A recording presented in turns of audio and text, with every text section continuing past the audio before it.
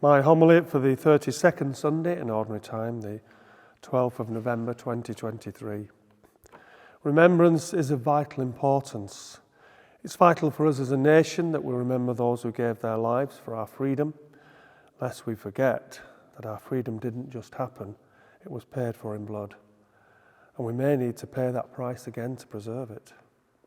It's also vital that we as a parish community remember those who went before us, who built up this parish and sustained it and built this church. We are in their debt. And one way in which we pay that debt is by remembering them and praying for them, particularly in this month of the Holy Souls.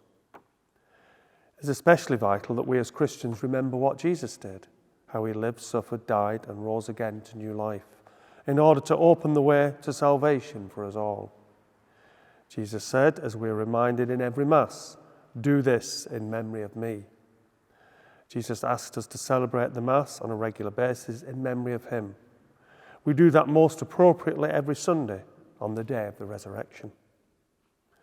We take memory for granted, but you realise just how important it is when you hear about people who have dementia or Alzheimer's and no longer know even their own families. What pain that causes. Memory is vital. If we lose our memory in some way, we lose who we are. The sensible bridesmaids in today's gospel remembered to take extra oil. The foolish ones didn't, and in consequence were shut out. The sensible ones realised that this concerns something very important. In the gospel, it's a wedding feast. But the wedding feast was often used as an image of the heavenly banquet.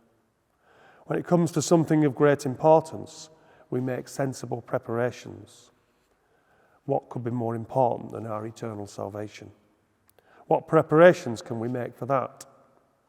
Well, we can give time to God, give him his rightful place in our lives. Today's second reading is often read at funerals.